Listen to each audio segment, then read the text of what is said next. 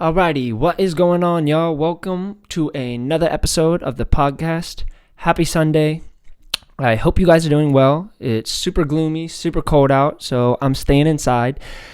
This episode is going to be a little UFC heavy, so I apologize right off the bat if that kind of stuff doesn't intrigue you, but we have to cover what happened yesterday. We have to here at Midwest Underdog because I'm assuming most of you guys probably know, even if you aren't UFC fans, because it was such a big card and it was up on so many restaurant windows like B-dubs and all that stuff. But last night, or I guess technically yesterday afternoon, because the card was at 2 p.m., because it was in Abu Dhabi, the UFC card, and so they did it 2 p.m. Eastern time, which I freaking loved because normally I'm falling asleep at like midnight trying to stay up for the last fight. That's usually how it goes. We start passing out right as it gets to the fights we want to see.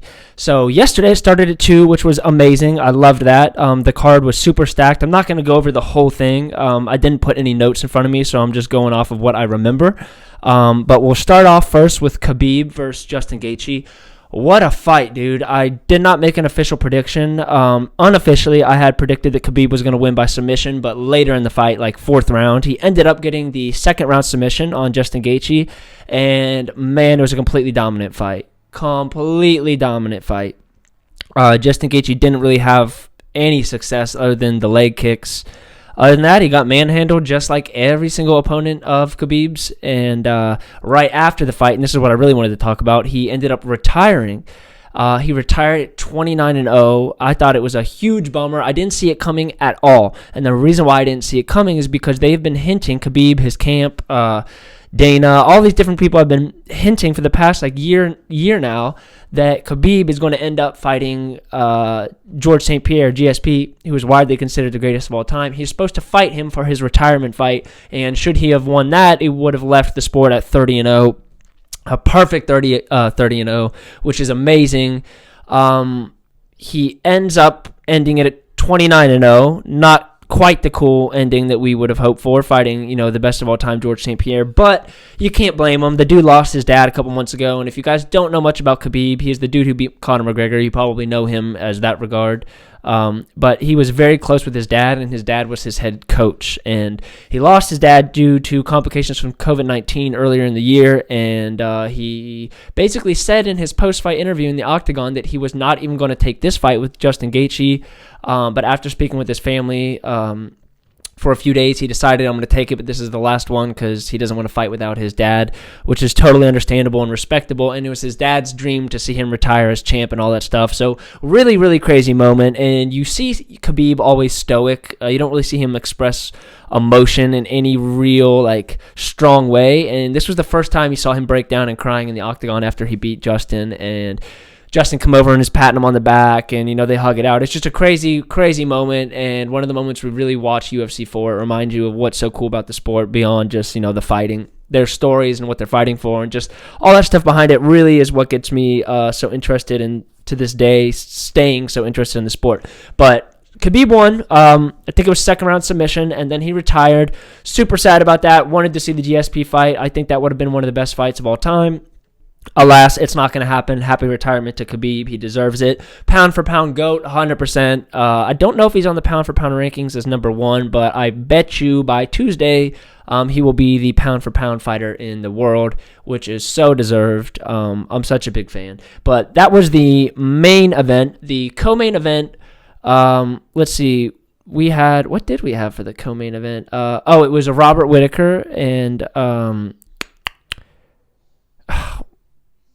Jared Cannonier. God, I could totally blanked. Jared Cannonier and Robert Whittaker is the co-main event. Crazy performance by Whittaker. He bounced back and got the decision. He almost finished Cannonier with a head kick. Really, really crazy combination. He almost finished him, but he didn't. And then towards the end of the 3rd round, Whittaker almost got knocked out himself, but ended up getting the decision. And now, supposedly, Dana White says he is going to be rematching Adesanya for the belt. Don't know how to feel about that. I don't know how you guys feel about that either, because we all saw what happened to Whittaker just, I don't even know how long ago. It couldn't have been that long ago. 6 months ago? 7, 8 months ago when he lost Israel Adesanya and Israel got the belt. I don't know if he's made enough progress to say he should be rematching for the belt that fast, but at the same time, there's not too many other people who you could say are ready for a fight with Israel, and Whitaker was the champ before him, and an amazing champ. So I guess it does make sense, but it's a little weird. It just doesn't seem ready. Even Whitaker in the post-fight, they asked him about it, and he didn't seem down for the Israel fight at all. He was like, Israel just got even better in his last fight, and so he says it's something he needs to do, but, so Whitaker won. That was awesome.